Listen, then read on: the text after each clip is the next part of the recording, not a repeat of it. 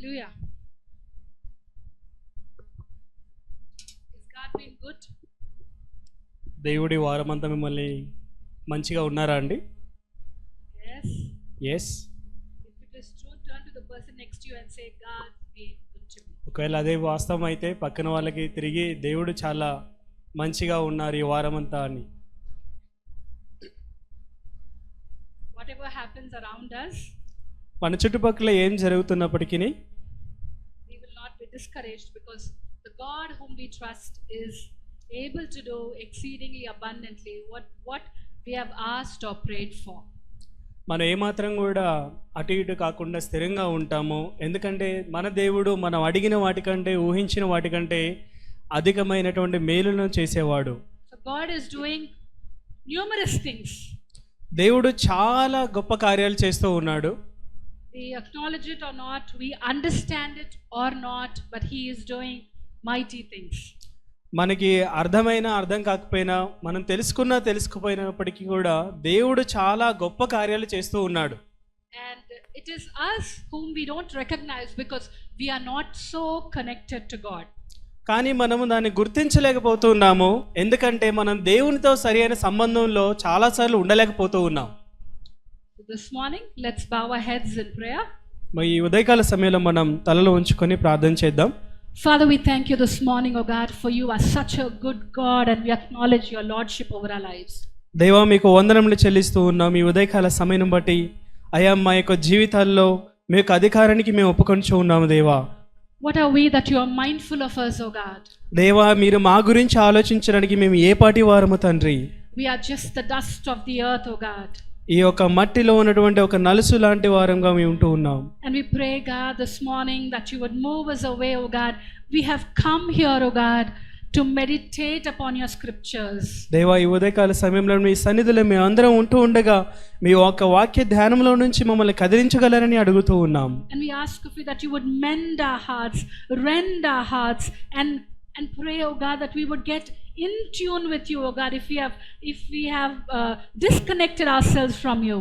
దేవా, ఒకవేళ మీ నుంచి మేము దూరంగా ఉన్నట్లయితే ఈ ఉదయకాల సమయంలో మా హృదయాన్ని మీరు సంధించండి, మా హృదయంలో బద్దలు కొట్టండి, మీ వైపు మమ్మల్ని తిప్పుకోగలరని మరలా మీతో సంబంధంలోకి మమ్మల్ని తీసుకురాగలని మేము అడుగుతూ ఉన్నాం. Above all, we pray that your Son Jesus Christ would be glorified like never before.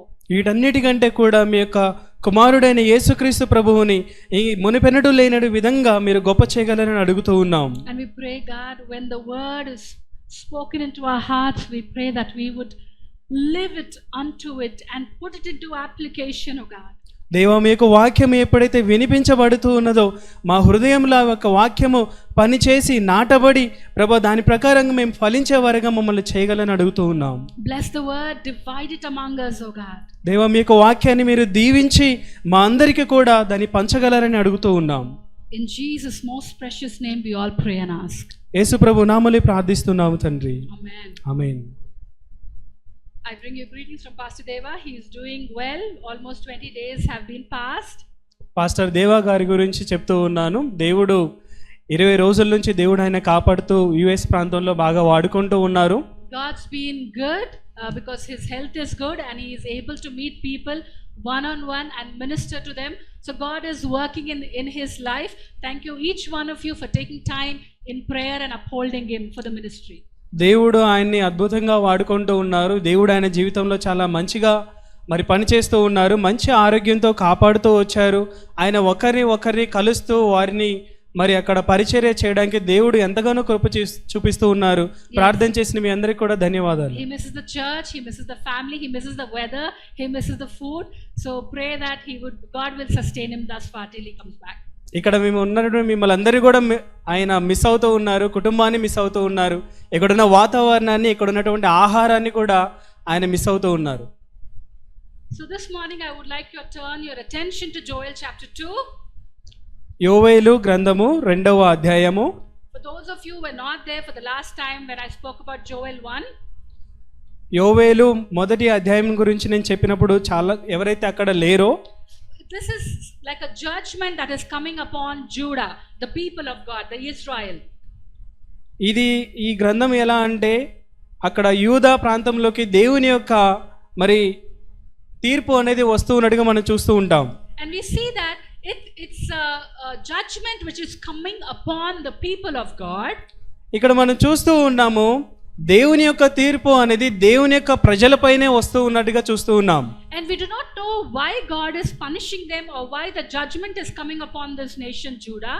కానీ మనకు తెలియదు ఈ యొక్క యూదా ప్రాంతం మీదకి దేవుని యొక్క ఉగ్రత, దేవుని యొక్క తీర్పు అనేది ఎందుకు వస్తున్నదనే విషయం మనకు తెలియదు. We do not know exactly the place it had happened, in the sense the timing we do not know exactly. అది ఏ సందర్భంలో, ఏ సమయంలో, ఏ కాలంలో జరిగిందనేది మనకి అంత క్లుప్తంగా తెలియదు. And we do not know much about the author except for his name and except for his father's name. ఇక్కడ ఉన్నటువంటి ఈ యొక్క రచయిత గురించి, ఆయన యొక్క తండ్రి గారి గురించి మాత్రమే మనకు కొంతవరకు తెలుసు, కానీ ఎక్కువ వాళ్ళ గురించి తెలియదు. Joel chapter 1 says that Joel is the son of Pethuel. ఇక్కడ 1వ అధ్యాయంలో మనం చూసుకున్నట్లయితే యోవేలులో పెతూయేలు యొక్క కుమారుడైన యోవేలు అని ఉంది. Now if you divide that word Joel, ఆ యొక్క పదమును మనం విభజించినట్లయితే జో ఎల్ అని, what does that remind you? Joel, L or Joel. Jo L అనేటువంటి ఆ యొక్క 2 పదాలు మనం చూసుకున్నట్లయితే మీకు ఏమర్థమవుతుంది? L is nothing but it is a name that has been used for God Almighty. L అనేటువంటి పదాన్ని మనం చూసుకున్నట్లయితే సర్వశక్తుడైనటువంటి దేవునికి ఉపయోగించేటువంటి పేరు, నామముగా ఉన్నది. So by the name itself we know that the book is like I am the God. ఈ యొక్క పదంను, ఈ యొక్క మాటని, యోవేలు అనేటువంటి పదాన్ని మనం అర్థం చేసుకున్నట్లయితే దేవుడనైనా నేనే దేవుణ్ణి అన్నట్టుగా చూస్తున్నాం. The Lord is God. అక్కడ ప్రభువే మనకి రక్షకుడిగా ఉన్నాడు. So it's a poetic language. అది ఒక పద్య భాగంగా చెప్పేటువంటి విషయం. It's an artistic language. అది ఒక మరి ఒక ఆర్ట్గా చెప్పేటువంటి విషయం. We see that the main focus in this chapter, ఈ యొక్క అధ్యాయంలో మనం చూసుకున్నట్లయితే is verse 12 and 13. ఇక్కడ ప్రాముఖ్యంగా 12, 13వ వచనాలు చాలా ప్రాముఖ్యం. We are seeing that God is asking them to render their hearts. ఇక్కడ మనం చూస్తూ ఉన్నాం ఈ యొక్క 2 వచనాల్లో దేవుడు తన యొక్క ప్రజల్ని, వారి యొక్క హృదయాల్ని మరి తగ్గించుకోవాలంటగా చెప్తూ ఉన్నారు. It's an overarching message urging people to return to God. ఇక్కడ మనం చూస్తూ ఉన్నాం చాలా బాధాకరంగా దేవుడు మరి వాళ్ళని అడుగుతూ ఉన్నట్టుగా, మరి బతిమాలుకుంటూ ఉన్నట్టుగా మనం చూస్తూ ఉన్నాం. And that is important. Another theme is that it is the day of the Lord. Joel chapter 2 verse 1 and 2. The day of the Lord. అక్కడ మనం యోవేలు గ్రంథము 2వ అధ్యాయము 1-2 వచనాలు చూసుకున్నట్లయితే దేవుని యొక్క దినములాగా మనం చూస్తూ ఉన్నాం. We see this theme, day of the Lord, in many of the Old Testament scriptures. యెహోవా దినము అనేటువంటి విషయాన్ని మనము పాత నిబంధన గ్రంథంలో చాలా సందర్భాల్లో చూస్తూ ఉంటాము. Isaiah has used it, Jeremiah has used it, Hezekiel has used it. యెషయా, ఇర్మియా, యెహెజ్కేలు వీళ్ళందరూ కూడా ఈ యొక్క యెహోవా దినము అనేటువంటి విషయాన్ని ఉపయోగించారు. And chapter 1 we see that there was a calamity that has destroyed the whole nation. ఇక్కడ మనం 1వ అధ్యాయంలో మనం చూసుకున్నట్లయితే ఆ యొక్క ప్రాంతంలో ఒక కరువు అనేది అక్కడ చాలా బాధాకరంగా ప్రజల్ని ఇబ్బంది పెడుతున్నట్టుగా చూస్తున్నాం. It's highlighting the judgment that is going to come upon Judah against God. అక్కడ మనము ఈ యొక్క యూదా ప్రాంతంలో వచ్చినటువంటి ఈ యొక్క కరువు అనేది దేవుని యొక్క తీర్పు ఆ యొక్క ప్రాంతంలోకి వస్తూ రావడానికి సూచనగా ఉన్నది. And we also see that Apostle Peter, he has mentioned about Joel on the day of the Pentecost. Pentecost దినమున కూడా పేతురు మరి యొక్క యోవేలు గ్రంథం నుంచి కొన్ని విషయాలు చెప్పినట్టుగా మనం చూస్తూ ఉన్నాం. Though the book of Joel is a kind of a judgment, ఈ యొక్క యోవేలు గ్రంథము అనేది ఒక తీర్పుకు సంబంధించిన గ్రంథం అయినప్పటికీ, however we also look at it as a book of hope. కానీ మన యొక్క పుస్తకాన్ని మనకు ఒక ఆశని కలిగించేటువంటి విధంగా మన యొక్క పుస్తకాన్ని చూస్తాము. In this book, God's people are made to understand that in the midst of divine judgment, there is always hope in God. ఈ యొక్క గ్రంథంలో ప్రజలు తీర్పు గుండా వెళ్తున్న సందర్భాల్లో ఆ యొక్క సందర్భాల్లో అంతమంటే కష్టమైనటువంటి సందర్భాల్లో కూడా అక్కడ ఒక ఆశ ఉన్నది అన్నట్టుగా మనం చూస్తూ ఉన్నాం. We come to this hope or a place of hope in God by intentional and simple and humbling experience of seeking God. ఇక్కడ మనము చూసుకున్నట్లయితే ఒక ఆశ అనేది అక్కడ కావాలి అన్నట్టుగా దేవునిలో మనకు ఆశ దొరుకుతుంది, ఆయన మరలా మన జీవితాన్ని చిగురింప చేయగలగడు అనేటువంటి ఆశతో అక్కడ మనం దేవుని చూడొచ్చు. I would request one of you to read chapter 2 verse 12 and 13. ఎవరైనా ఒకరు యోవేలు 2వ అధ్యాయము 12-13 వచనం చదువుదాం. ఇప్పుడైనను మీరు ఉపవాసం ఉండి కన్నీరు విడుచుచు దుఃఖించుచు మనఃపూర్వకంగా తిరిగి నా యొద్దకు రండి. ఇదే యెహోవా వాక్కు. మీ దేవుడైన యెహోవా కరుణా వాత్సల్యములు గల వాడును, శాంతమూర్తియు, అత్యంత కృపగలవాడునై ఉండి తాను చేయనుద్దేశించిన కీడును చేయక పశ్చాత్తాపపడును గనుక మీ వస్త్రములను కాక మీ హృదయములను చింపుకొని ఆయన తట్టు తిరుగుడి. So the word here, return to God or render to God. ఇక్కడ రాయబడినటువంటి విషయాలు దేవుని కొరకు అవి రాయబడినట్టుగా చూస్తున్నాం. It is return to God. Return to God. Render your heart to God. Return to God. Turning to God. అది దేవునికి అది తిప్పిన దేవుని వైపు తిరగండి మీరు అన్నట్టుగా రాయబడి ఉన్న విషయం. So the word Greek that is used is metanoi. మెటనాయి అనేటువంటి పదాన్ని గ్రీకు భాషలో దీనికి వాడారు, రిటర్న్ అనేటువంటి పదానికి. Metanoi is a verb. మెటనాయి అనేటువంటి విషయము ఒక క్రియతో కూడినటువంటి విషయము. So what is a verb? అది క్రియ అంటే ఏమిటి? It's not a place, it's not somebody's name. అది ఒక స్థలము కాదు, ఒక వ్యక్తి యొక్క పేరు కాదు. It is an action. We need to do something. It's an urgency. We have to put it into action. అది ఒక క్రియతో కూడినటువంటి విషయము, అంటే మనము పని చేయాల్సిన విషయము, మనము చేయవలసినటువంటి విషయము అది. So metanoia is a verb. మెటనాయా అనేటువంటి విషయము అది ఒక క్రియ. It can represent repent. అది పశ్చాత్తాపానికి సూచించవచ్చు. Repented. అది పశ్చాత్తాప పడ్డారు అన్నదానికి చూపించవచ్చు. As a community repents. ఒకవేళ ఒక గుంపుగా మరి వారు పశ్చాత్తాప పడడానికి సూచించవచ్చు. So I was getting into the root word of it. ఆ యొక్క పదానికి అసలు అర్థము ఎక్కడ నుంచి వచ్చిందనేటువంటి విషయాన్ని నేను గమనిస్తూ ఉన్నప్పుడు It describes as a decisive spirit wrought.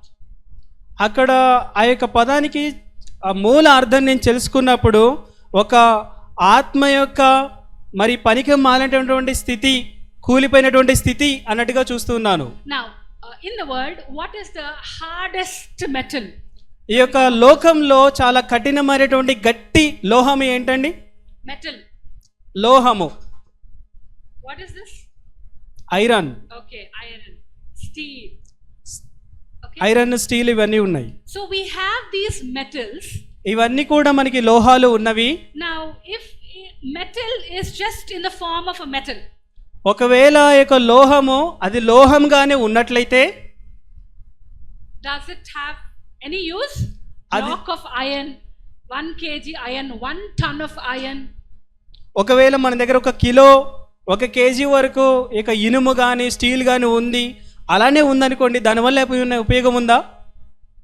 It has to come into a form, a shape, a structure. దానికి ఒక రూపము మనము ఇచ్చినట్లయితే అది మనకు ఉపయోగపడేదిగా ఉంది.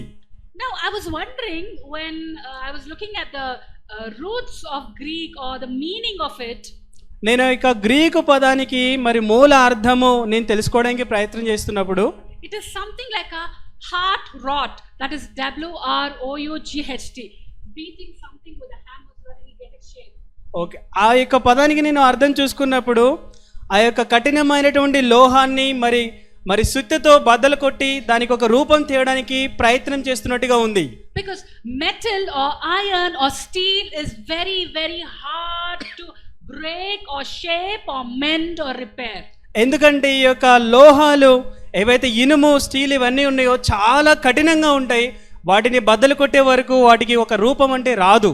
So I was surprised when the writer has written saying that it should be something that has to be mended, something that has to take a hit, something that has to get some beatings or hammered the metal so that it can take a shape or a form. ఈ యొక్క పదాన్ని మరి యొక్క రచయిత ఉపయోగించినప్పుడు నాకు చాలా ఆశ్చర్యంగా అనిపించింది. అంటే ఈ యొక్క లోహాల్ని ఎంత కఠినంగా మనము మరి బాధిస్తే ఒకటి రూపము రాదో ఆ విధంగా ఈ యొక్క ప్రజలు ఉన్నారా అని నాకు అర్థమైంది. Now, how are our hearts? How is my heart? How is your heart?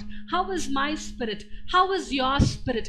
Are we softened as flesh, or our hearts are like that strong metal or steel that is so hard to even come into the presence of God? ఈ సమయంలో మన యొక్క హృదయం ఏ విధంగా ఉన్నది, మన యొక్క ఆత్మ ఏ విధంగా ఉన్నది, అది సులువుగా ఉన్నదా లేకపోతే ఈ యొక్క లోహాల్లాగా చాలా కఠినంగా ఉన్నాయా అనేది మన యొక్క ఉదయకాల సమయంలో పరీక్షించుకోవాలి. So that's what my title is, Spirit or Heart Rot.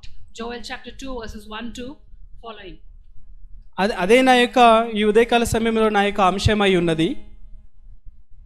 How are we in the presence of God? How is our heart situation? How is our spirit situation? Is it God asking us something like we are so hard in our lives that we cannot turn away from our ways? అదేవిధంగా మన యొక్క హృదయాన్ని మనం ఆలోచించుకుందాం. మన యొక్క హృదయం అనేది ఏ విధంగా ఉన్నది, మన యొక్క ఆత్మ అనేది ఏ విధంగా ఉన్నది.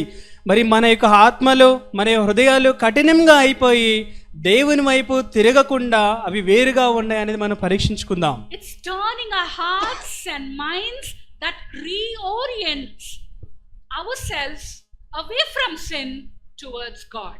మన యొక్క హృదయాలు మన యొక్క పాపమునకు దూరముగా దేవుని వైపు దేవుని తట్టు తిరిగే విధంగా ఉండాలి.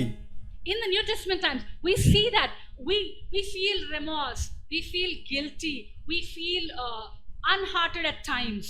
మనము కొత్త నిబంధన సమయంలో మనం చూసుకున్నట్లయితే చాలా మంది కఠినంగా ఉన్నట్లుగా దేవుని వైపు తిరిగిన విధంగా మనం చూస్తూ ఉన్నాం. But are we really obedient to his scriptures? Are we worthy of his calling? Are we worthy of this repentance that he has given us freely? It has costed Jesus Christ.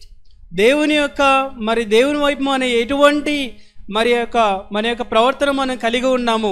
మరి మనకి నిజమైనటువంటి పశ్చాత్తాపంతో ఉండి దేవుని వైపు తిరిగి ఫలించే వారిగా ఉన్నామా?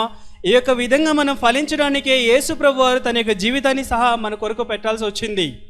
Every day we need to check our hearts because we are going against God. Maybe we are not murdering, maybe we are not doing those big crimes. ప్రతిరోజు మన యొక్క హృదయాన్ని మనము మరి పరీక్షించుకోవాలి. మనము మనుషుల్ని ఎవరిని చంపట్లేదు, మరి పెద్ద అటువంటి క్రిమినల్ లాగా మనం ఏమీ లేము, కానీ మనకు హృదయాలు దేవుని సన్నిధిలో ఏ విధంగా ఉన్నాయని మనం పరీక్షించుకోవాలి. If our hearts are not aligned with God, దేవునితో సరి అయిన సంబంధంలో మన యొక్క హృదయాలు లేనట్లయితే, if you are not studying the scriptures and meditating upon it and also practicing it, దేవుని యొక్క మాటలను మనం చదవకుండా, దేవుని యొక్క మాటలను మనం ధ్యానించకుండా, దేవుని యొక్క వాక్య ప్రకారంగా మనము ప్రవర్తించినట్లయితే, a very casual attitude, very mediocratic attitude, a life which is very lethargic to spiritual things and towards God, ఆత్మీయమైనటువంటి విషయాల్లో మనం సరి అయిన విధంగా ప్రవర్తించకుండా దాని సాధారణమైనటువంటి విషయాలుగా మనం చూసుకొని మనం సర్వసాధారణంగా మనం ఒకవేళ ఉన్నట్లయితే, God is asking us this morning that we need to have a heart of repentant heart, returning heart every day that we see.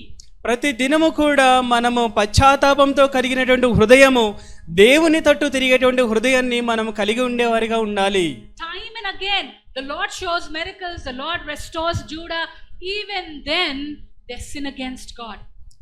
అక్కడ చాలా సందర్భాల్లో దేవుడు మరలా యూదా ప్రాంతాన్ని మరి తిరిగి మరి పునరుద్ధరించాడు. దేవుడు మరలా అద్భుతమైన కార్యాలు చేశారు, కానీ మరలా యూదా ప్రజలు దేవునికి తట్టు కాకుండా వెనుదిరుగుతున్నారు. We are grieving God, we are grieving him, we are giving him pain because we are not doing what we are supposed to do and we are doing what we are not supposed to do. దేవుణ్ణి మనము దుఃఖపరుస్తూ ఉన్నాము. దేవుడు చెప్పిన విధంగా మనం ప్రవర్తించట్లేదు. దేవుడు మనకి ఏ విధంగా అయితే చెప్పాడో వాక్య ప్రకారంగా మన యొక్క జీవితాలు అనేవి లేవు. So when we come to Joel chapter 2, we see that Judah is in trouble. ఇక్కడ మనము యోవేలు 2వ అధ్యాయంలో చూసుకున్నట్లయితే యూద ప్రాంతం అనేది చాలా ప్రమాదకరమైనటువంటి స్థితిలో ఉన్నది. Let us say this: my heart is in trouble, my spirit is in trouble if I am not returning to God. మనము ఈ విధంగా ఉదయకాల సమయంలో చెప్పుకుందాము, నా యొక్క హృదయం అనేది మరి ప్రమాదంలో ఉన్నది, నా ఆత్మ అనేది ప్రమాదంలో ఉన్నది ఒకవేళ నేను దేవుని తట్టు తిరిగినట్లయితే. Let's say that my heart is in trouble, మనం my చెప్దాము spirit ఇప్పుడు. is in trouble if I am not returning to God. మనం చెప్దాము, మనందరికి మనం చెప్దాము, నేను దేవుని వైపు తిరిగినట్లయితే నా ఆత్మ ప్రమాదంలో ఉన్నది, నా హృదయం అనేది ప్రమాదంలో ఉన్నది. So here they are experiencing a dreadful drought and a massive invasion of locusts. ఇక్కడ మనం చూసుకుంటాము, ఇది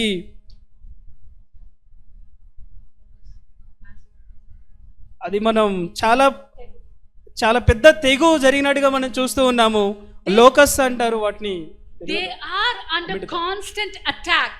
అక్కడ మిడతలతో కూడినటువంటి చాలా గొప్ప నష్టం జరిగింది, వారికి ప్రతిసారి కూడా నష్టం కలుగుతూనే ఉన్నది.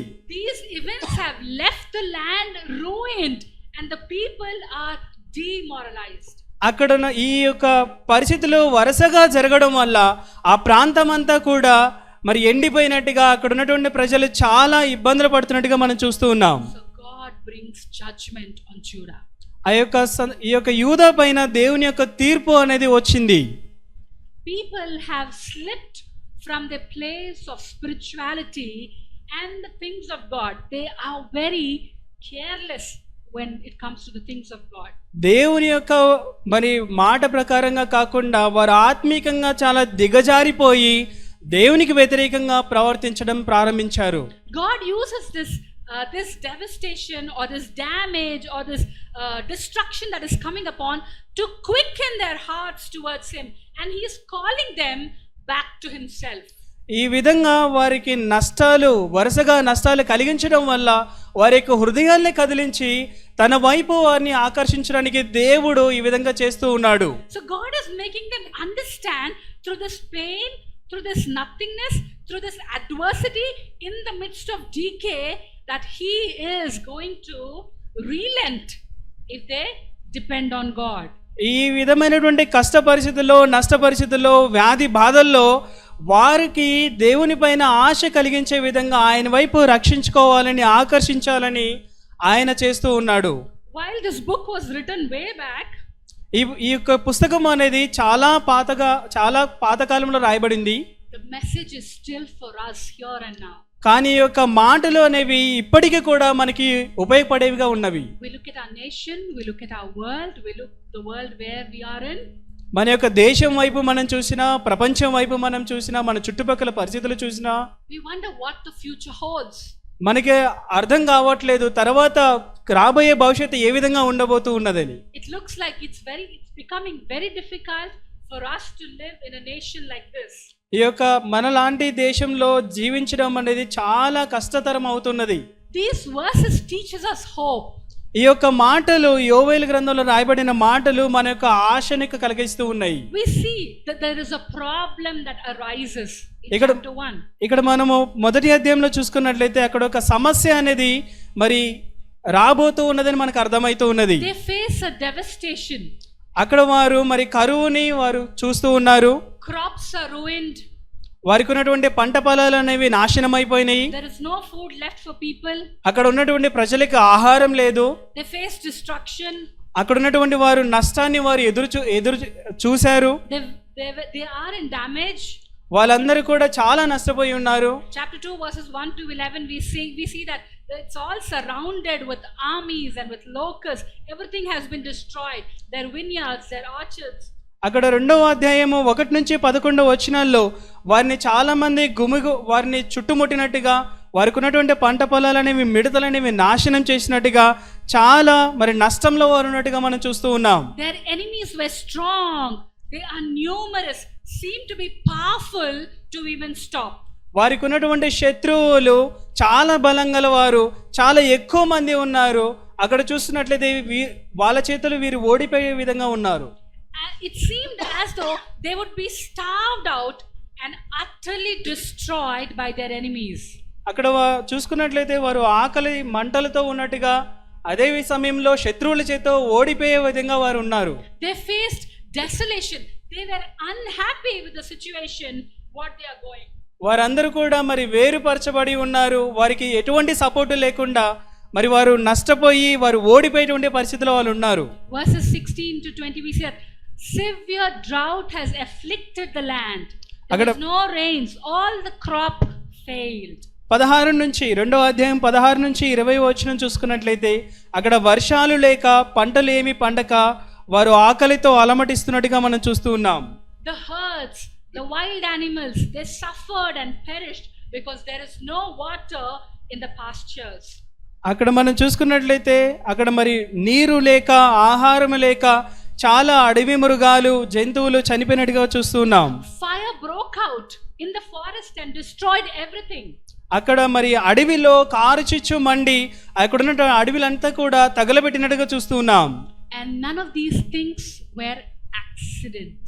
ఇవన్నీ కూడా ఏదో ఆ విధంగా వచ్చేసినాయి అన్నట్టుగా కాకుండా They were all the judgment of God అదంతా కూడా దేవుని యొక్క తీర్పు ఆ ప్రాంతం మీదకి వచ్చింది, upon this land, ఈ యొక్క యూదా ప్రాంతం మీదకి వచ్చింది. because the people have turned themselves against God. ఎందుకంటే అక్కడున్న ప్రజలందరూ కూడా దేవునికి వ్యతిరేకంగా వారు మారిపోయారు. And Joel says that the day of the Lord. యోవేలు అంటూ ఉన్నాడు ప్రభు యెహోవా యొక్క దినము అని. Now when we are right with God, దేవునితో మనం సరైన సందర్భంలో ఉన్నప్పుడు whenever the day of the Lord comes, we are happy because he is coming. మనము దేవుని యొక్క దినము మరి వచ్చినప్పుడు మనం చాలా సంతోషిస్తాము. If you are studying your scriptures and being application to the totality, you are doing your devotions, you are walking a walk which is acceptable and pleasing to God without sin. మీరు దేవుని యొక్క మాటలు దేవుని యొక్క వాక్యాన్ని చదువుతూ ఉన్నారు, ధ్యానిస్తూ ఉన్నారు, వాక్య ప్రకారంగా ప్రవర్తిస్తూ ఉన్నారు, ఎటువంటి పాపం చేయకుండా మంచిగా ఉన్నారు, పరిశుద్ధంగా ఉన్నారు. And if you are aligning yourselves with the word of God and walking in step with the word of God, దేవుని యొక్క వాక్య ప్రకారంగా మీరు జీవిస్తూ ఉన్నారు, వాక్యము ప్రకారంగానే మీ యొక్క ప్రతి మరి నిర్ణయాలు తీసుకుంటూ ఉన్నారు. if the Lord comes today, ఒకవేళ దేవుడు ఈ దినమున వచ్చినట్లయితే you would be happy to be taken with him. మీరందరూ కూడా సంతోషిస్తారు దేవునితో పాటు లేపబడడానికి. On the other hand, ఇంకొక విషయంలో if we are sinning against God, we are not up to the mark as his word says, we are not following the scriptures, we are doing our wish, we are also helping the devil to fulfill his mission, his kingdom. ఒకవేళ మీరు పాపంలో ఉన్నారు, దేవుని యొక్క వాక్య ప్రకారంగా మీరు నడుచుకోవట్లేదు, మీకు మీరుగా మరి స్వలాభం కోసం చూస్తూ ఉన్నారు, మరి అదే విధంగా సాతానుడికి మీరు సపోర్టివ్గా ఉన్నారనుకుందాం, then we would fear or dread the day of the Lord. అప్పుడు మనము దేవుని యొక్క దినము దేవుని యొక్క రాకడ గురించి మనం భయపడేవారిగా ఉన్నాము. So God will come to judge his people. దేవుడు తప్పనిసరిగా తన ప్రజల్ని మరి తీర్పు తీర్చడానికి ఆయన వస్తాడు. And we see it in most we see it in the plagues that has been struck to Egypt. ఇక్కడ మనము అది ఈజిప్ట్ ప్రాంతాన్ని వచ్చినటువంటి తెగుళ్ళను బట్టి మనకు అర్థమవుతూ ఉంది. Natural disaster ripped through nation with far and great frequency. అక్కడ మనము ప్రకృతి యొక్క మరి ప్రకృతి విలయాలు ఏ విధంగా జరిగినా అవన్నీ కూడా మనం చూస్తూ ఉన్నాం. When a flood strikes, when a tsunami strikes, వరదలు వచ్చినప్పుడు మరి సునామీలు వచ్చినప్పుడు everything is lost. There is life lost, there is health lost, there is provision lost, everything is lost, human loss. అక్కడ మరి ప్రాణాలు పోతవి, ఆస్తి నష్టము, ప్రాణ నష్టము, అవన్నీ కూడా నష్టాలు జరుగుతూ ఉంటవి. So we need to consider ourselves to turn away from the wicked ways and turn towards God. అందుకోసమే మనము చెప్పుకోవాలి, మరి యొక్క దేవునికి ఇష్టం లేనటువంటి మార్గాల నుంచి తిరిగి దేవుని తట్టు మనం తిరిగేవారిగా ఉండాలని మనం చెప్పుకోవాలి. Sin and evil runs rampant in our world. ఈ యొక్క పాపము అనేది లోకంలో చాలా భయంకరంగా విజృంభిస్తూ ఉన్నది. We are living in a generation that calls మన యొక్క ఇప్పుడు జీవిస్తున్నటువంటి ఈ యొక్క లోకంలో మనం చూసుకున్నట్లయితే evil good and good evil. ఏదైతే పాపం ఉన్నదో అది మంచిది, ఏదైతే మంచిది ఉన్నదో అది మంచిది కాదు. So we are living in a generation, we say that evil is good and good is evil. Isaiah 5:20. యెషయా 5:20 ప్రకారంగా మనం ఈ లోకంలో జీవిస్తూ ఉన్నాము. ఎక్కడైతే మంచి పాపంగా చూపబడుతున్నది, పాపము మంచిగా చూపబడుతూ ఉన్నది. We live in a society that protects the wicked and punishes the righteous. ఈ యొక్క లోకంలో మరి నీతిమంతుల్ని శిక్షించేదిగా, మరి పాపుల్ని రక్షించేదిగా ఈ లోకం ఉన్నది. We are living in a world where fear has been replaced. ఇక్కడ మనం ఉన్నటువంటి లోకంలో మరి భయము అనేది లేకుండా మరి జనాలు ఉంటూ ఉన్నారు. We live in a world where sin has replaced with sanctity. ఇక్కడ ఉన్నటువంటి పాపము అనేది మనం చూసుకున్నట్లయితే పాపమే మంచిది అన్నట్టుగా మనం చూస్తూ ఉన్నాం. We live in a world where greed is replaced with God. ఇక్కడ ఉన్నటువంటి అత్యాశ అనేది అదే దేవుడు అన్నట్టుగా మనం చూస్తూ ఉన్నాం. We live in a world where hatred is replaced with holiness. ఇక్కడ ఉన్నటువంటి ఈ లోకంలో మనం చూసుకున్నట్లయితే ఏదైతే ద్వేషము ఉన్నదో అదే ప్రేమగా మలచబడింది. We live in a world where if we boldly talk about Christ, where we boldly speak about our faith, where we can boldly know the word of God and then tell to people, we have seen what had done to Charlie Creek last week. ఒకవేళ దేవుని యొక్క వాక్యాన్ని మనం తెలుసుకొని ప్రజలందరి ముందు మనము ఏమాత్రం భయం లేకుండా మనం మాట్లాడినట్లయితే ఏం జరుగుతుంది అనేది చార్లీ కిర్క్ జరిగినటువంటి విషయాన్ని మనం చూస్తూ ఉన్నాము. Because he was living for his faith and we see that how the enemy has done such an awful thing. ఆయన తన యొక్క విశ్వాసం ప్రకారంగా ఆయన జీవిస్తూ ఉన్నాడు. అలా జీవిస్తున్నప్పుడు సాతానుడు ఏ విధంగా తనకు చేశాడో మనం చూసాము. But however, the bottom line is, it's not the gunshot which has taken his life, but it's the Lord's timing, and God is sovereign over all things. కానీ చివరిగా మనం చూసుకున్నట్లయితే అక్కడ తగినటువంటి ఒక బుల్లెట్ మాత్రమే తన యొక్క ప్రాణాన్ని తీయలేదు, కానీ సర్వాధికారి అయినటువంటి దేవుని చిత్తంలో అది ఉన్నది కాబట్టి అది జరిగిందని మనం ఒప్పుకోవాలి. So whatever happens in our lives, God orchestrates it and he is sovereign over all. మన జీవితంలో ఏమి జరిగినప్పటికీ కూడా దేవుడు దాన్ని క్రమబద్ధీకరంగా సమస్తమును జరిగిస్తూ ఉన్నాడని మనం విశ్వసించాలి. I mean, I'm not talking about us, but in general I'm saying people come to church. Why do they come to church? నేను సాధారణంగా మాట్లాడుతూ ఉన్నాను. చాలా మంది మరి సంఘానికి వస్తారు. ఎందుకు ప్రజలు సంఘానికి వస్తారు? What is a basic concept, or what is it that is required of us? సాధారణంగా ఎవరైనా సంఘానికి రావాలంటే వారికి ఉండాల్సినటువంటి సాధారణమైనటువంటి విషయం ఏమిటి? But these days what we see, కానీ ఈ రోజుల్లో మనం ఏం చూస్తూ ఉన్నాము? the lights, the praise worship, the sound, the music, everything has taken the place of God. ఇక్కడ ఉన్నటువంటి పాటలు, మ్యూజిక్ ఇవన్నీ కూడా దేవుని యొక్క స్థానాన్ని మరి మార్చేసినట్టుగా చూస్తూ ఉన్నాం. I mean, it is replaced. There's nothing wrong with it, but when your focus is taken away from God, దేవుని నుంచి మన యొక్క ఆలోచన అనేది వేరుగా అయిపోయి వీటన్నిటితో నింపబడినట్లయితే అది పాపము. Where holiness is being replaced by happiness. ఇక్కడ పరిశుద్ధత అనేది మరి ఆనందంతో, సంతోషంతో మరి మార్చబడింది. When commitment has been replaced by complacency. అక్కడ ఉన్నటువంటి మరి నిర్దిష్టంగా మరి సంఘానికి రావాలి అనేది ఏదో ఎంజాయ్మెంట్ కోసం రావడం అనేది దాంతో రీప్లేస్ అయిపోయింది. When we come to the house of God, when we come to God, దేవుని దగ్గరికి మనం వచ్చినప్పుడు we come with ourselves. మనకి మనంగా రావాలి. But what are we bringing to God? కానీ దేవునికి మనము ఏమి తీసుకొస్తూ ఉన్నాము? As I look from here, it seems to be full. ఇక్కడ నుంచి నేను చూసినప్పుడు మనకు ఉన్నటువంటి స్థలం అంతా కూడా అందరూ నిండిపోయినట్టుగా నాకు కనిపిస్తూ ఉన్నది.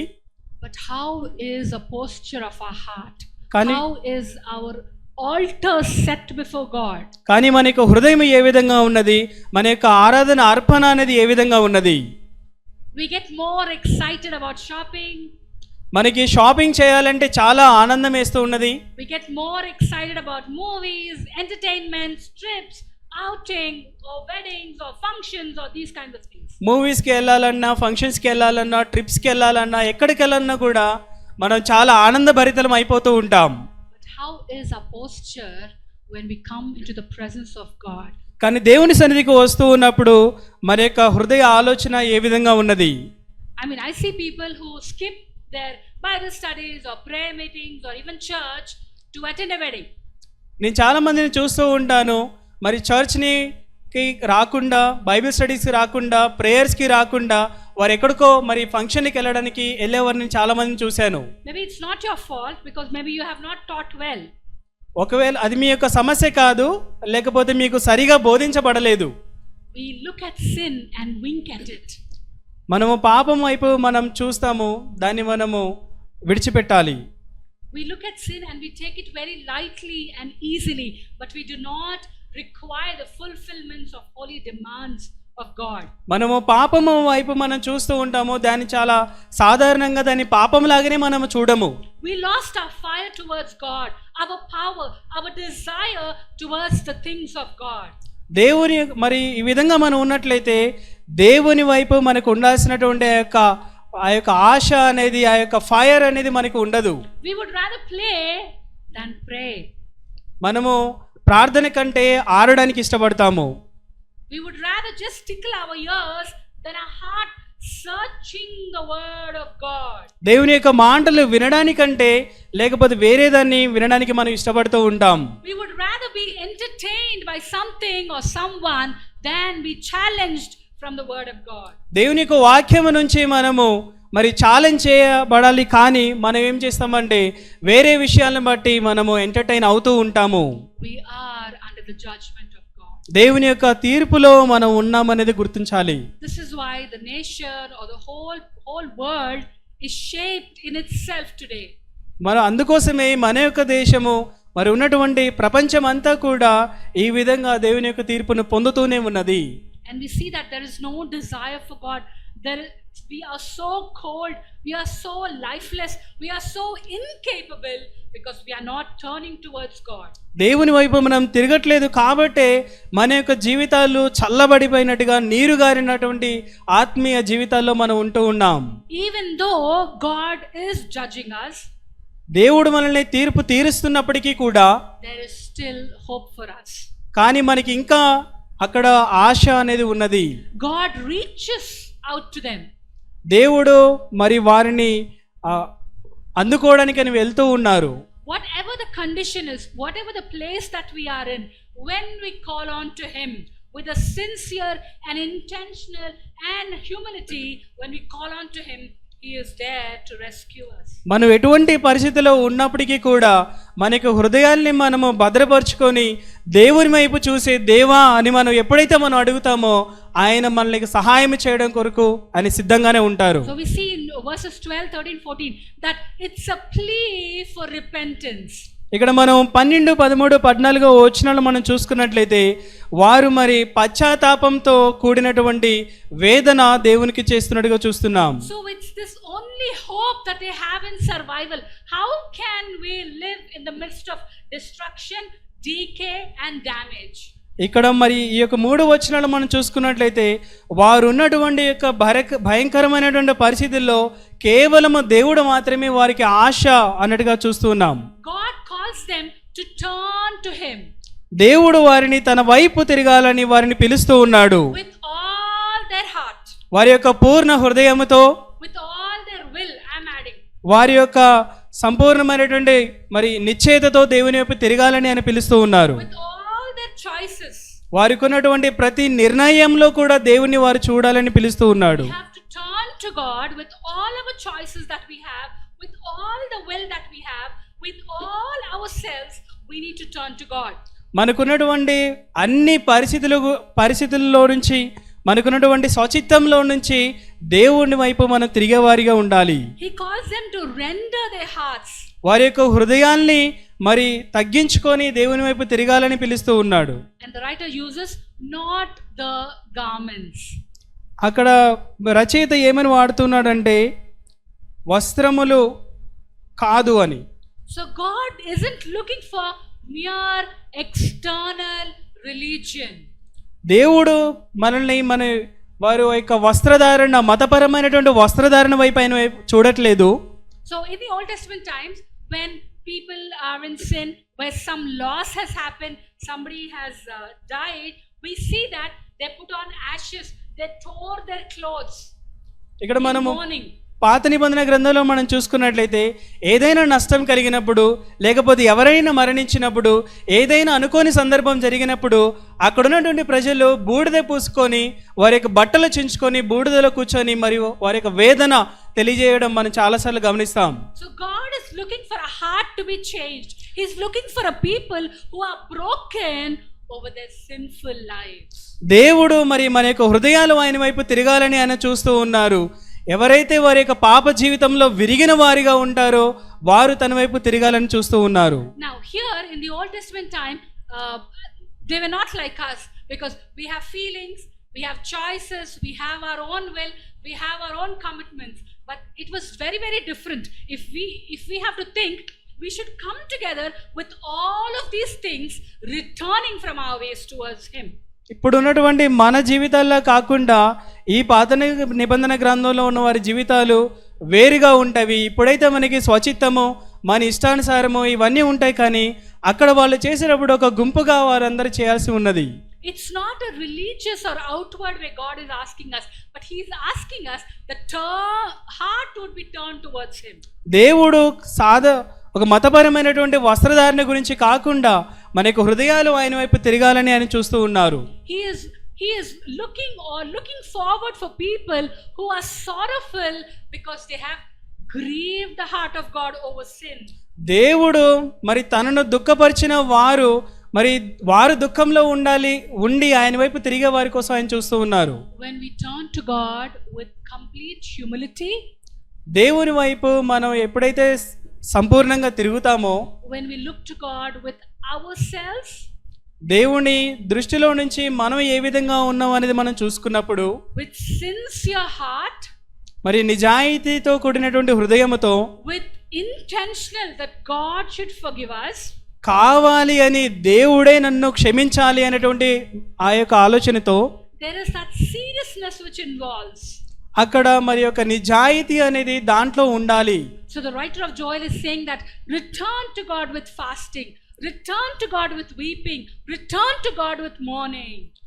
మరి యొక్క యోవేలు రాసినటువంటి రచయిత దేవుని వైపు తిరగండి, పశ్చాత్తాపంతో తిరగండి, వేదనతో ఆవేదనతో దేవుని కొరకు వైపు తిరగండి అని రాస్తున్నట్టుగా చూస్తున్నాం. This is the kind of people God is looking at, and when we are in that state and when we are in that position, God will bless us, restore us, use us and heal us. దేవుడు అటువంటి ప్రజల కొరకు ఆయన చూస్తూ ఉన్నాడు. ఎప్పుడైతే మనం ఆ విధంగా దేవుని వైపు తిరుగుతామో మనకి ఏదైతే నష్టపోయామో అది ఆయన్ని మరి తిరిగి ఇచ్చేవాడిగా, మనల్ని పునరుద్ధరించేవాడిగా ఉన్నాడు. So God is still looking for a people that are sorrowful over their sins. మరి దేవుడు ఇంకా మరి అటువంటి ప్రజల వైపు చూస్తూ ఉన్నారు. ఎవరైతే పాప విషయంలో మరి దుఃఖిస్తూ ఉంటారో వారి కొరకు ఆయన చూస్తూ ఉన్నారు. He is still looking for people who are honest with themselves, open to God, and repentant heart and a posture of complete submission before Him. దేవుడు మరి వారు ఎవరైతే మరి నిజాయితీగా ఉంటారో, నిజాయితీగా దేవుని సన్నిధిలో వారి యొక్క పాపాలు ఒప్పుకుంటారో వారి కొరకు దేవుడు చూస్తూ ఉన్నారు. Proverbs 28:13. Somebody read it for us please. సామెతలు 28:30 వచనం ఎవరైనా చదువుదాము. In the same way 1 John 1:9. 1 యోహాను 1:9 వచనం.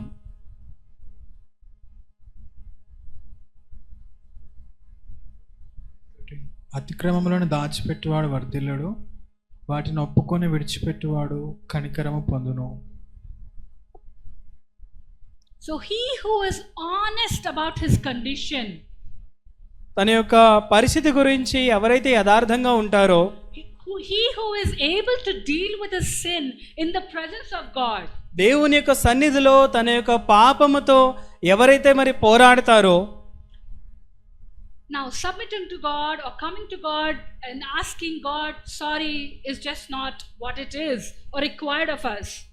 అది మరి ఏదో మనం ఒకసారి పాపం చేసినప్పుడు దేవుని సన్నిధిలోకి వచ్చి దేవా సారీ ఈ యొక్క పాపం నేను చేశాను అనేది కాదు.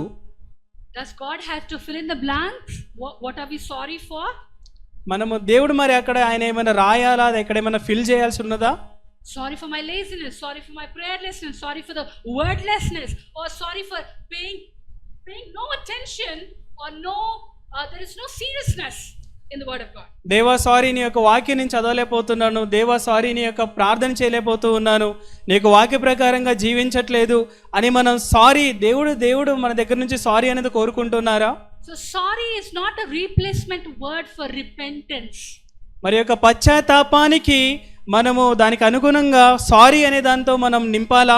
So God is not asking us for us to be sorry. దేవుడు మన దగ్గర నుంచి సారీ అనేది కోరుకోవట్లేదు. Because when we say sorry to the next person, we might tend to do the same thing that we did it. మనము ఎవరికైనా మన sorry చెప్పినప్పుడు మనం ఏ విషయంలో అయితే సారీ చెప్పామో మరలా తిరిగి దాన్ని చేసే అవకాశం ఉంటుంది. But here when we come to a repentant heart, కానీ ఎప్పుడైతే దేవుని సన్నిధిలోకి పశ్చాత్తాపమైన హృదయంతో మనం వస్తామో it's a complete different turn. ఇది పూర్తిగా వ్యతిరేకమైనటువంటి అదొక టర్న్ లాగా ఉంటుంది. It is like hammering that steel, hammering that iron so that it would get shaped. It would get shaped and molded towards God himself and his word. అది మరి యొక్క ఇనుముని, స్టీల్ని మరి సుత్తెతో కొట్టి దాన్ని షేప్గా చేసి దేవునికి ఉపయోగకరంగా దాన్ని ఇవ్వడం లాంటిది. Now I was actually thinking, like if God had to use, or the writer of the scripture had to use something, I mean our heart is, or our flesh is very very feeble, right? I mean if something pokes, blood just oozes out. ఇక్కడ మనం ఈ యొక్క రచయిత వాడినటువంటి పదాలు చూసినప్పుడు నాకు ఆశ్చర్యం అనిపించింది. ఆయన ఇక ఇనుము, స్టీల్ అని వాడుతూ ఉన్నారు. మన యొక్క శరీరం మనం ఆలోచించినట్లయితే చాలా సున్నితంగా ఉంటుంది. దేంతో మనం కూర్చున్నప్పుడు రక్తం అలా వచ్చేస్తూ ఉంటుంది. Because when an infant is born, we really held the baby at the neck, at near the nerve or the spine. We just hold the baby very soft. ఇక్కడ ఎవరైనా మరి చిన్న బాబు పుట్టినప్పుడు మనము తల దగ్గర, మెడ దగ్గర, ఇక వెన్ను దగ్గర చాలా జాగ్రత్తగా పట్టుకుంటాము. And how is our heart? How much is our heart? మన యొక్క హృదయం అనేది ఎంత ఉంది, మన గుండె అనేది ఎంత ఉంటుందండి? It's only so much, no? మన యొక్క పిడికిలంతా ఉంటుంది. But what is this writer of the Joel is saying? He's saying that we need to rend our hearts. We need to hammer our hearts with the word of God. కానీ రచయిత ఇక్కడ యోవేలు రాసినటువంటి రచయిత ఏమంటూ ఉన్నాడంటే మన యొక్క హృదయాలని మరి సుత్తెతో బద్దలు కొట్టాలి అన్నట్టుగా వాడుతూ ఉన్నాడు. Our heart is very tender. మన హృదయం అనేది చాలా సున్నితమైనది. I mean, we know of a heart surgery, or we know how to put there's a procedure how to put a stent and all of these things. But heart is very very weak, or it can get blocked easily. అది మన యొక్క హృదయం అనేది చాలా సున్నితమైనది. సాధారణంగా ఇప్పుడు మనం చూస్తూ ఉన్నాము, ఆ హృదయంలోనే స్టంట్లు వేస్తూ ఉన్నారు. And it can get blocked. It is very very very vital in our organ. If the heart doesn't pump the blood, we are out in the next second. మన యొక్క హృదయం అనేది అది రక్తాన్ని పంపించకపోయినట్లయితే మరుక్షణంలోనే మనం మరణిస్తాము. చాలా సున్నితమైనది. But the writer is saying that we need to hammer our hearts. We need to hammer our hearts. కానీ అటువంటి సున్నితమైన హృదయాన్ని మీరు సుత్తెతో బద్దలు కొట్టాలి అని రచయిత చెప్తూ ఉన్నాడు. And I would add to it saying that we need to hammer our wills. అందుకోసమే నేనేమంటానంటే మనకున్నటువంటి స్వచిత్రాలని మనము అందరం కూడా సుత్తెతో బద్దలు కొట్టాలి. We need to hammer our choices that we make at times.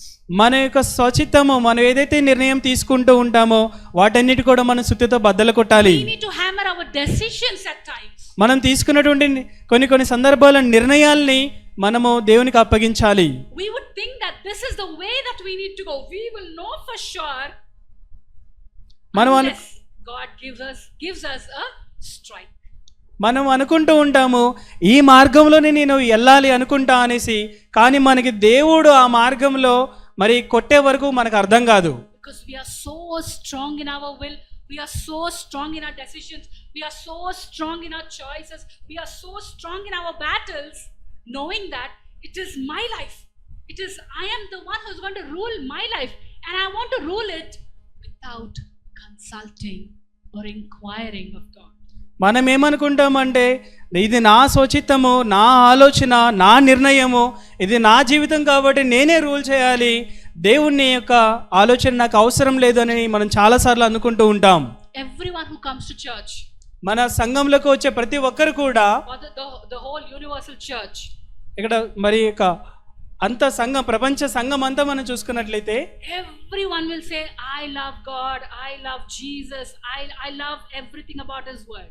ప్రతి ఒక్కరు అంటారు యేసు ప్రభువుని నేను ప్రేమిస్తూ ఉన్నాను, దేవుడిని నాకు ఇష్టము అనేసి అందరూ అంటూ ఉంటారు.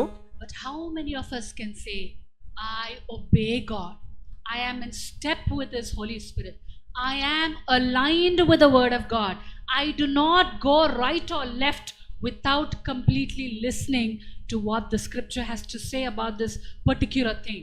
కానీ ఎంతమంది మనలో నేను దేవునికి మరి ఆయనకి లొంగి ఉంటాను, దేనికి వాక్య ప్రకారంగా నేను నడుచుకుంటాను, ఆయనకి తెలియకుండానే ఎడమకి కానీ కుడికి కానీ వెళ్ళకుండా ఆయన వాక్య ప్రకారంగా నడుచుకుంటానని చెప్పేవాళ్ళు ఎంతమంది ఉంటారు? We would know the scriptures by heart. Some of the scriptures we know it better than any of the versions. మనకి చాలా వాక్యాలు తెలుసు, మనం చాలా ధ్యానిస్తూ ఉంటాము, చాలా మరి వేరే పుస్తకాలను చూసినప్పటికీ కూడా మనము చాలా బెటర్గా చెప్పగలము. We are holy before public, we are holy before everyone. మనము ప్రజల ముందు మరి పరిశుద్ధంగా ఉన్నాము అన్నట్టుగా అందరి ముందు పరిశుద్ధంగా మనం ఉంటాము. But what is the posture of our heart? What is the will of our heart saying? What are the choices that we are making? What is the right ulterior motives that we have? కానీ మన యొక్క హృదయం యొక్క స్థితి ఏ విధంగా ఉన్నది, మన యొక్క సొంత ఆలోచనలు ఏ విధంగా ఉన్నాయి, మన హృదయం అనేది ఏమి ఆలోచిస్తూ ఉన్నది, దాని ప్రకారంగా మనం ఎటువంటి నిర్ణయాలు తీసుకుంటూ ఉన్నాం. How are our words? మన యొక్క మాటలు ఏ విధంగా ఉన్నవి?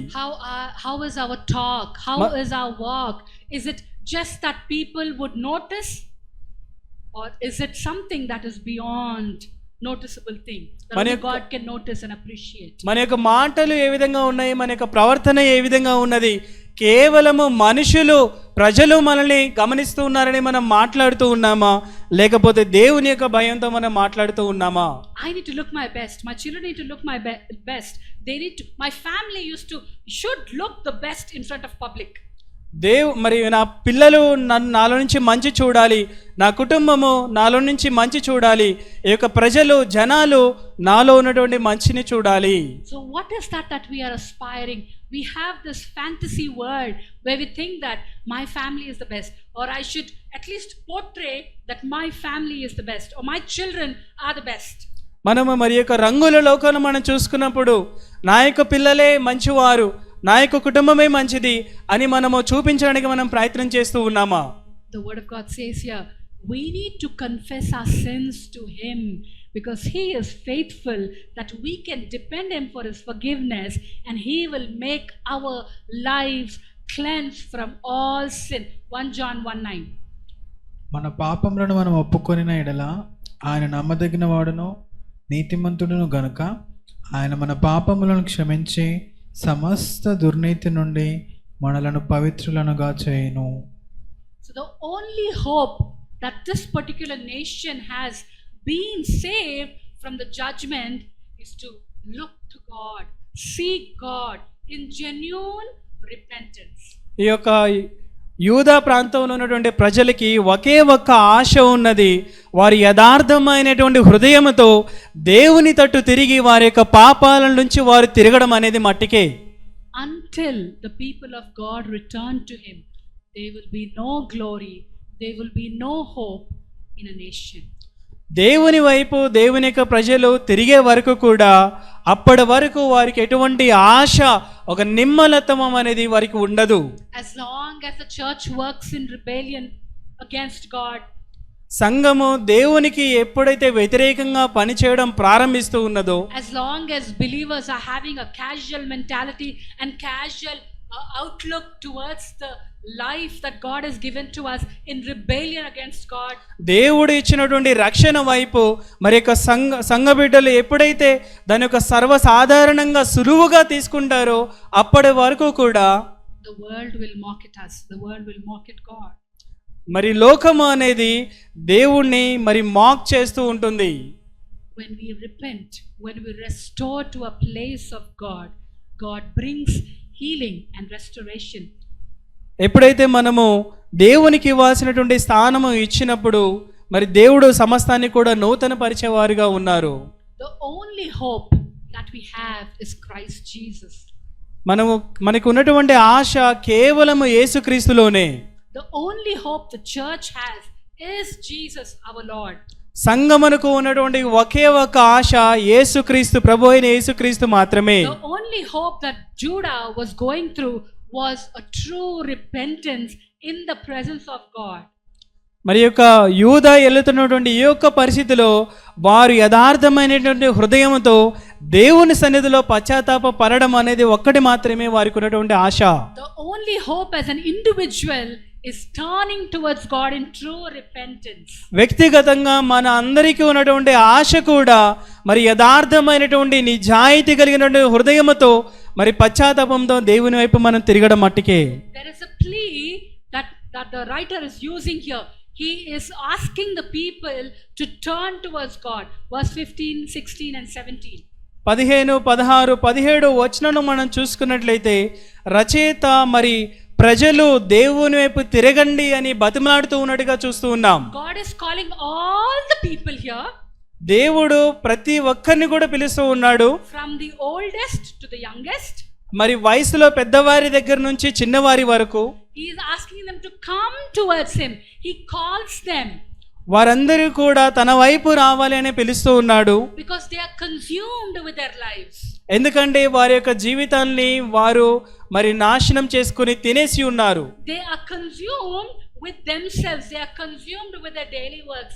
They are consumed with their families. They are consumed with their jobs, with all the material things around them. ఎందుకంటే వారి జీవితాలన్నీ కూడా మరి వారి సొంత వ్యక్తిగత నిర్ణయాలు, వారి కుటుంబానికి సంబంధించిన విషయాలు ఇవన్నీ కూడా వారి యొక్క జీవితాల్ని తినేసి ఉన్నాయి. And verse 16 we see that God is calling the spiritual leaders towards himself so that they would bring back people to God. 16వ వచనం మనం చూసుకున్నట్లయితే మరి దైవికమైనటువంటి నాయకుల్ని దేవుడు పిలుస్తూ ఉన్నట్టుగా చూస్తున్నాం. ఎందుకంటే వీరు ప్రజల్ని దేవుని వైపు మలిచేవారిగా ఉన్నారు. God wants his people to seek his face one more time. మరి దేవుని యొక్క ప్రజలు దేవుని యొక్క మరి యొక్క మొహమును ఆయన వైపు ఆయన యొక్క మొహమును మరొకసారి చూడడానికి ఆయన పిలుస్తూ ఉన్నాడు. One more time God is asking us to seek his face with that hunger, with that thirst of knowing God and returning to his word. మరలా దేవుని పట్ల ఆశతో ఆకలితో మరి వారు ఉండాలి అని, దేవుని మరొక్కసారి వారు చూడాలి అని దేవుడు వారిని మనం మరలా పిలుస్తున్నట్టుగా మనం చూస్తున్నాం. God calls his people back to a place of closeness and holiness. దేవుడు మరలా ప్రజల్ని మరి తనకు సన్నిహితంగా ఉండాలి అని, మరి పరిశుద్ధంగా ఉండేటువంటి స్థలంలోకి వారిని పిలుస్తూ ఉన్నాడు. The word sanctify is means that it's to get separated, to be holy, to be consecrated, to be dedicated to God himself. పరిశుద్ధపరచబడము అనేసి అంటే వారు వేరుగా ఉండి దేవుని యొక్క పరిశుద్ధతలో ఎదగడం లాంటిది. God is calling his people back to himself. దేవుని యొక్క ప్రజల్ని దేవుడు పిలుస్తూ ఉన్నాడు ఆయన వైపు. This is a pressing need of our day. ఈ దినమున మనకి అందరికీ కూడా కావాల్సినటువంటి విషయం ఇది. We place everything behind God. మనము దేవుని యొక్క వెనకాల అన్ని కూడా పెట్టేస్తాము. But we forget our priorities. కానీ మనకున్నటువంటి మరి నిర్ణయాలు మనం మర్చిపోతూ ఉంటాం. In this age and generation, everything is happening. We see under the sun. ఇక్కడ మనము ఈ లోకంలో మనం చూస్తూ ఉన్నాము. లోకంలో ఏం జరుగుతూ ఉన్నది, సూర్యుని కింద ఏం జరుగుతున్నది అంతా కూడా మనం గమనిస్తూ ఉన్నాం. We are very selfish at times. మనం చాలాసార్లు స్వార్థపరులుగా ఉంటాము. We gossip sometimes. కొన్నిసార్లు మనము వేరే వారి గురించి చెడుగా మాట్లాడుతూ ఉంటాం. We do things that are not acceptable. మరి అంగీకరించడానికి యోగ్యము కానటువంటి విషయాలు మనం చేస్తూ ఉంటాం. We are living in a generation which God wants us to return to him. మనము ఎటువంటి లోకంలో జీవిస్తూ ఉన్నామంటే ఎవరైతే దేవుని తట్టు తిరగాల్సిన విషయంలో ఉన్నారో అటువంటి లోకంలో మనం జీవిస్తూ ఉన్నాం. We are living in a world which is a fairy world, which is a show off world. మనము ఈ లోకములో మరి మనం జీవించేటువంటి లోకం మనం చూసినట్లయితే అదంతా కూడా రంగుల వలయంలో ఉన్నట్టుగా మనం చూస్తూ ఉన్నాం. When somebody looks at our lives, when somebody looks at our families, when somebody looks at the church, is God really happy with us? Are they seeing others seeing Christ's likeness in our lives? మరి ఎవరైనా మన జీవితాలను చూసినప్పుడు, మన కుటుంబాలను చూసినప్పుడు, మన పిల్లల్ని చూసినప్పుడు, మన సంఘాన్ని చూసినప్పుడు వారు యేసుక్రీస్తును చూడగలుగుతూ ఉన్నారా, లేకపోతే వేరే విషయాలను చూస్తూ ఉన్నారా? We live in a generation where we have abundant God. మనము ఉన్నటువంటి లోకమును మనం గమనించినట్లయితే మనకి దేవుడు అవసరంగా ఉన్నది. We have left God somewhere else. We do everything in the name of God, but there is no God in itself. దేవుని మనం ఎక్కడో విడిచిపెట్టేశాము. దేవుని నామంలో మనం అంతా చేస్తాం, కానీ దేవుని మాత్రం మనం పక్కన పెట్టేశాము. As people of God, we need to come or to reach a place where God becomes our first and foremost priority. దేవుని యొక్క ప్రజలుగా మనము ఈ సమయంలో ఒక స్థలానికి రావాల్సి ఉన్నది. ఆ స్థలములో దేవునిలో మనము సరైన సంబంధంలోకి మనము వస్తాము. So next time we should be able to say that I obey God instead of saying I love God. మరొకసారి మనం కలిసినప్పుడు ఏమని చెప్పాలి అంటే, దేవుని నేను ప్రేమిస్తాను అనేది కాకుండా దేవునికి నేను విధేయుడిగా ఉంటాను అని చెప్పాలి. I want to be obedient to God. I am obedient to God's word. నేను దేవుని యొక్క వాక్యానికి మరి విధేయునిగా ఉన్నాను అని మనం చెప్పగలగాలి. Not twisting the word according to our conveniences and the choices and the will that we have. దేవుని యొక్క వాక్యాన్ని మనకి అనుకూలంగా వాటిని మార్చుకోవడం కాకుండా, where we need to come to a place where nothing matters except for His holy divine will for each one of us. కానీ కేవలము దేవుని యొక్క చిత్తమును మనం నెరవేర్చే వారిగా ఉండే విధంగా దేవుని వాక్యాన్ని మనం అన్వయించుకోవాలి. We need to come to a place where we are saying that I want to separate myself from this world that I'm living in. I want to separate myself and show the people that Christ lives in me and I obey Him to totality. మనము దేవుని యొక్క మరి లోకానికి వేరుబడి దేవునికి మనము మనకు అప్పగించుకున్న వారిగా ఉండి ఆయన్ని చిత్తాన్ని చేసేవారిగా, ఆయనకి విధేయతగా ఉండేవాడిగా నేను ఉంటాను అనేటువంటి పరిస్థితిలోకి మనం రావాలి. We need to reach a place where total surrender to the will of God, in the ways of God, in the word of God. దేవుని యొక్క వాక్యములో, దేవుని యొక్క చిత్తములో, దేవుని యొక్క వాక్య ప్రకారంగా జీవించడానికి సంపూర్ణంగా మనం అప్పగించుకున్నటువంటి పరిస్థితిలోకి మనం రావాలి. It is the only hope that they had, because they had an issue and we have an issue. దేవుని యొక్క ప్రజలు, యూదా ప్రజలకు ఉన్నటువంటి ఆశ కేవలం అది మట్టుకే ఈ దినమున మనందరికి కూడా కావాల్సింది అదే.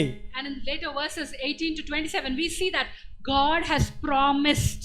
ఇక్కడ మనం 18 నుంచి యోవేలు 2వ అధ్యాయం 18 నుంచి 27వ వచనాలు చూసుకున్నట్లయితే, God's promise, there is a restoration that God promises His people. అక్కడ 18 నుంచి 27 వచనాల్లో దేవుడు వారికి వాగ్దానం చేస్తూ ఉన్నాడు, అవన్నీ కూడా మీరు తిరిగి మరలా పొందుకుంటారు అని. So after the discussion of problem and when we plead towards God, when we declare our plea towards God, the Lord delivers His promise towards His people.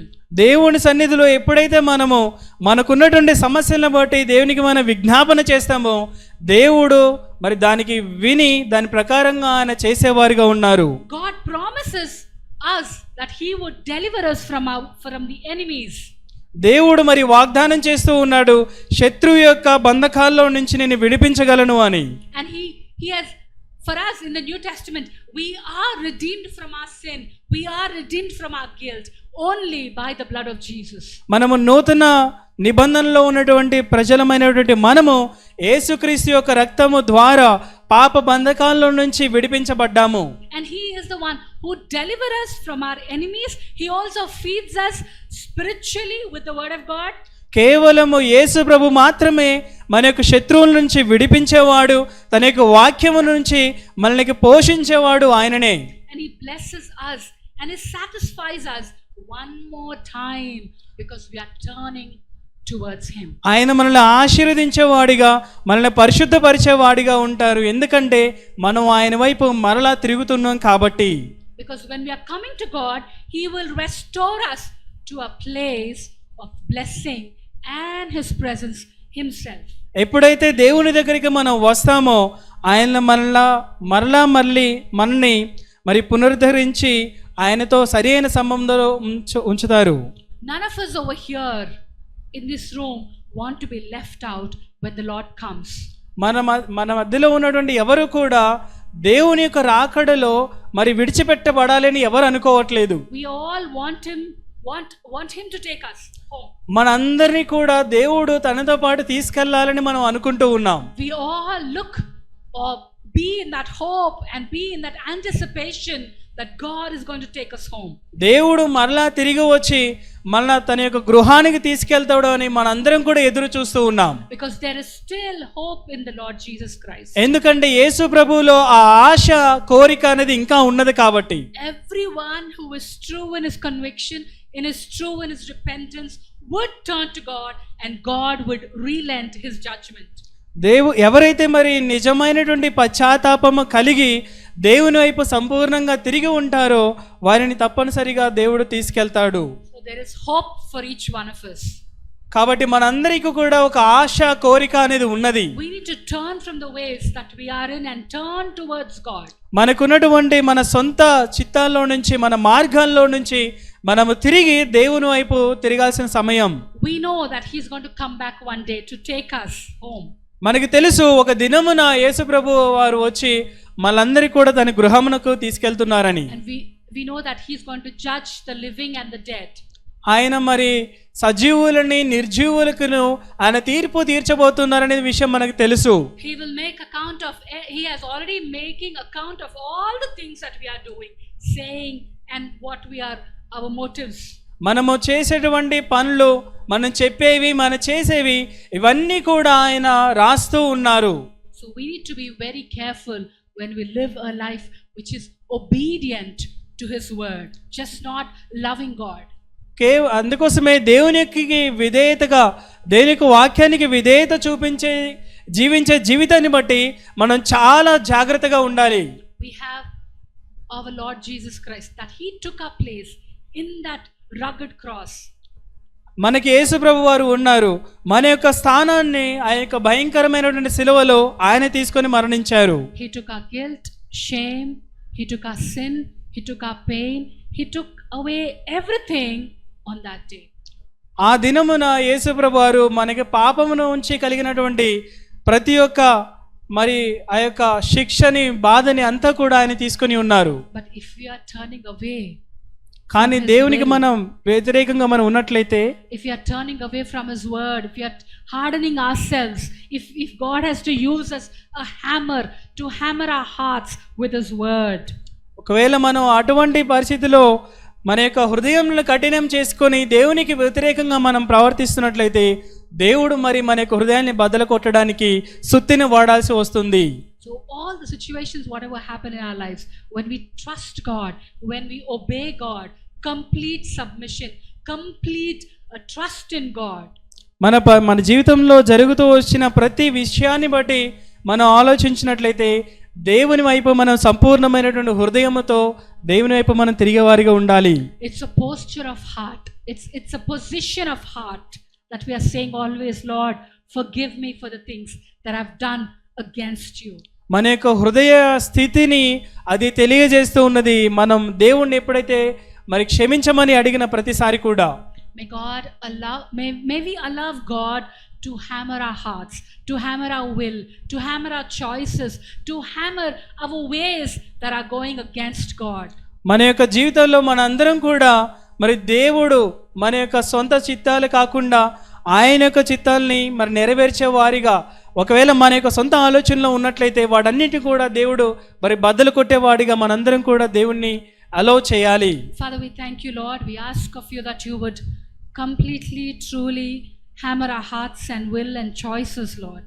దేవా, మీకు వందనములు చెల్లిస్తూ ఉన్నాము. మా యొక్క స్వచిత్తాలు కాకుండా అయ్యా మరి వాటిని బద్దలు కొట్టి మీ వైపు మేము తిరిగే వారిగా మమ్మల్ని చేయండి. Lord, maybe something or someone or some choices that we have made are making a gap and a bridge between you and I. దేవా, మా జీవితంలో ఏదో ఒక విషయంలో మీకు మాకు మధ్యలో మరి వ్యవధి వచ్చే విధంగా మేము ప్రవర్తిస్తున్నామేమో. As individuals, as family, as church, we look to you, God. దేవా, మరి వ్యక్తిగతంగాను కుటుంబంగాను సంఘంగాను మీ వైపు చూస్తూ ఉన్నాం. Lord, you are calling us one more time. దేవా, మీరు మరొక్కసారి మీరు మమ్మల్ని పిలుస్తూ ఉన్నారు. May you find us faithful. దేవా మా యొక్క జీవితంలో మీకు మేము మరి విశ్వాసం కలిగిన వారిగా కనిపించాలి. May you find us obedient to the word of God. మీ యొక్క వాక్యానికి మరి విధేయులుగా ఉండేవారిగా మమ్మల్ని చేయండి. Even though it is not comfortable, మాకది అనుకూలంగా ఉన్నటువంటి పరిస్థితి కాకపోవచ్చు, even though if it is not convenient, ఒకవేళ మాకు మరి అది మాకు అనుకూలమైనటువంటి పరిస్థితి కాకపోవచ్చు, even though it is uncomfortable, మాకు ప్రతికూలమైనటువంటి పరిస్థితి కావచ్చు, whatever situation we are going through, God, we want to set ourselves right before you, turn towards you and obey you, O God. Relent from our sins. ఎటువంటి పరిస్థితి అయినా కూడా ప్రభువా మీ వైపు మేము తిరిగి మీతో సంబంధంలో మేము ఎదిగే వారిగా మమ్మల్ని చేయండి. We would not be one of those who would just show off or from the outer appearance, O God, but our hearts would be rendered to you. Our hearts would be torn to you, O God, when we sin against you. దేవా మరి మేము పాపము చేసినప్పుడు కేవలము మేము బాహ్యకరంగా నీ బిడ్డలము అయ్యే వారిగా కాకుండా నిజమైనటువంటి పశ్చాత్తాపంతో విరిగినటువంటి హృదయముతో మీ వైపు చూసేవారిగా మమ్మల్ని చేయండి. Convict our hearts of laziness. మా యొక్క హృదయాల్లో మరి మేము బద్ధకస్తులమని మేము గుర్తించండి, సహాయం చేయండి. Spiritually we are lazy, O God. Our spirit is willing but our flesh is weak. ఆత్మీకంగా మేము మరి బద్ధకస్తులుగా ఉన్నాము అని మేము గుర్తించడానికి సహాయం చేయండి. మా యొక్క ఆత్మ సిద్ధంగానే ఉన్నది కానీ మాకు శరీరము అనేది మరి బలహీనంగా ఉన్నది. Convict us of our prayerlessness. మాకు మరి ప్రార్థన లేని జీవితాల గురించి మాకు ఒప్పుదల దయచేయండి. Convict us, O God, that we are unable to share the gospel to others. మరి సువార్తని ప్రకటించలేనటువంటి వారిగా మేము ఉన్నాము అని మేము గుర్తించడానికి సహాయం చేయండి. We are careless in coming to your church. మరి సంఘానికి రావడానికి మేము సరైన జాగ్రత్తలు మేము తీసుకోవట్లేదని మీకు గుర్తించడానికి సహాయం చేయండి. We are careless in times of our prayer meetings. మేము ప్రార్థన సందర్భాల్లో ప్రార్థన కూటములకి మేము రావడానికి సహాయం చేయండి. We are careless in terms of our Bible studies. Bible studies గురించి మేము కేర్ తీసుకోవట్లేదు ప్రభువా. We are careless in not teaching our children or the next generation the word of God, the truths of God, the wisdom of God. మేము పిల్లలకి బోధించే విషయంలో మేము మరి కేర్లెస్గా ఉంటున్నాం దేవా. Forgive us. Cut off everything that you do not like in us, O God. Circumcise our hearts. మమ్మల్ని క్షమించండి ప్రభువా. మీకు అనుకూలమైనటువంటి పరిస్థితులన్నీ కూడా మా జీవితం నుంచి తొలగించి మా యొక్క హృదయాన్ని మీ కొరకు సిద్ధపరచగలని అడుగుతూ ఉన్నాం. Once again we ask of you, O God, that you would hammer our will, hammer our choices, hammer our hearts, Lord, which are going against you and away from you. దేవా మీకు వ్యతిరేకంగా వెళ్ళేటువంటి మా యొక్క స్వచిత్తాలు, సొంత నిర్ణయాలు, మరి ప్రవర్తన ఇవన్నీ కూడా మీరు బద్దలు కొట్టి వాటిని మా నుంచి దూరం చేయగలని అడుగుతూ ఉన్నాం. Thank you for the great hope that we have in your son Jesus Christ. యేసుక్రీస్తులో మాకు ఇచ్చినటువంటి మరి గొప్ప రక్షణ, గొప్ప ఆశను బట్టి మీకు వందనం చెల్లిస్తున్నాం. Bless us. Thank you, God, for your goodness and gracious hand and mercy and hope that we have in our return of the Lord Jesus Christ. దేవా మమ్మల్ని దీవించండి. మరి మీరు ఇచ్చినటువంటి ప్రతి విషయాన్ని, ప్రతి ఆశీర్వాదాన్ని బట్టి మీకు ఎంతగానో వందనం చెల్లిస్తూ ఉన్నాం. యేసుక్రీస్తు నామములో ప్రార్థిస్తున్నాం తండ్రి. ఆమేన్.